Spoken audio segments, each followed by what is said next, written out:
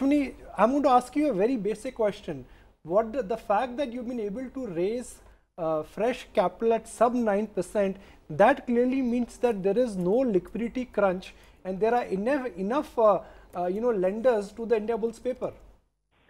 Absolutely. So we have one of the most comfortable liquidity position. It has been last 11 years that we've been able to raise, keep this liquidity of almost 15-20% of our balance sheet, which is enough to pay us all our liabilities without borrowing a single rupee. So the market understands most of this money is invested with these mutual fund itself in their liquid fund where we can withdraw this money at 1 day's notice. So everyone sees that cash on daily basis. So there's no concern coming from mutual fund on our paper that there is any liquidity issue. As a result, it's business as usual. We were borrowing at more like 775 before the whole liquidity concern around ILFS started haunting mutual funds. And rates have gone up, but yes, even 8.36 is expensive for Indiabulls housing, but we are comfortably borrowing these sums of amount. We borrowed in last 3 working days 2,200 crore in that commercial paper market. Okay. Ashwini, hi, this is Mubina as well joining in the conversation. So why are equity markets so nervous? Is it perhaps because the cost now has gone up, the borrowing, and is this something that you're going to have to now pass on to the borrowers? Is that one reason? How would you explain this entire nervousness? I think nervousness is more around this time that people need to get sure as to which housing finance companies are, which NBFC or housing finance companies are not carrying enough liquidity. And whenever a liquidity event like some default from a large borrower happens, the market becomes little cautious. So somebody should not default. That's the only reason that market is right in the grip of fear that somebody may default.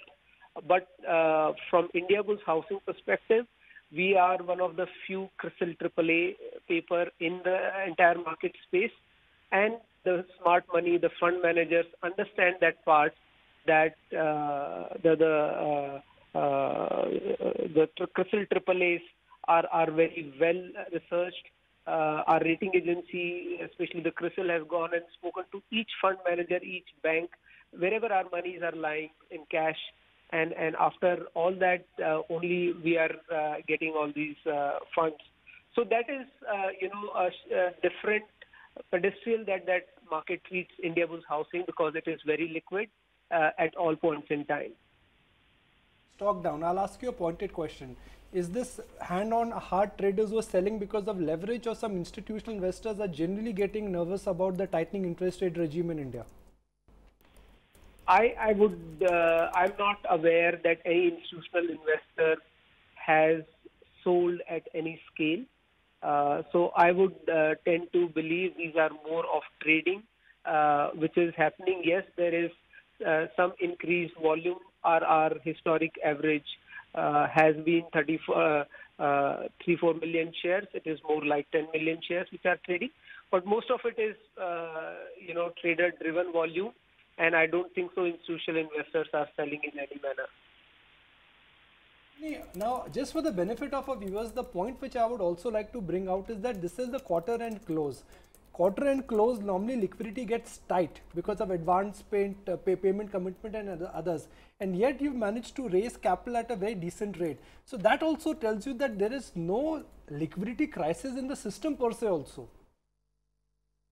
Yes, I would tend to fully agree that there is no liquidity crisis, because fund managers have the cash, banks have the cash, insurance companies have the cash, and there are no pressures on huge credit growth that we are witnessing in India that will reduce any availability of liquidity to the NBFC sector.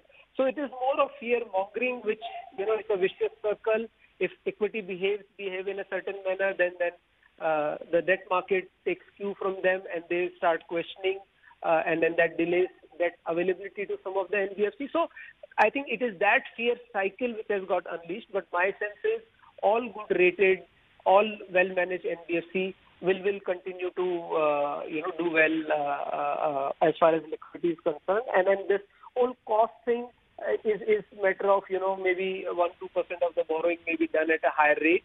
So it has no implication neither from a margin perspective or availability. So do you plan to, raise the percentage of liquidity that you keep as a percentage of your balance sheet? And also, how exactly will your, borrowing mix essentially change? How do you see it change going forward? Would you also have to, would you be able to pass on the cost to the borrowers? So, see, whatever increase in cost is happening, that has to be passed on to our customers in a very transparent manner. We have done that. We've raised rate thrice in last 5 months, home loan side and other customers, and we passed on that cost to our borrowers. Average rate increase has been around 75 basis points. So we are a pure pass-through. 100% of our assets are floating rate linked to our benchmark rate, and we are able to pass through that.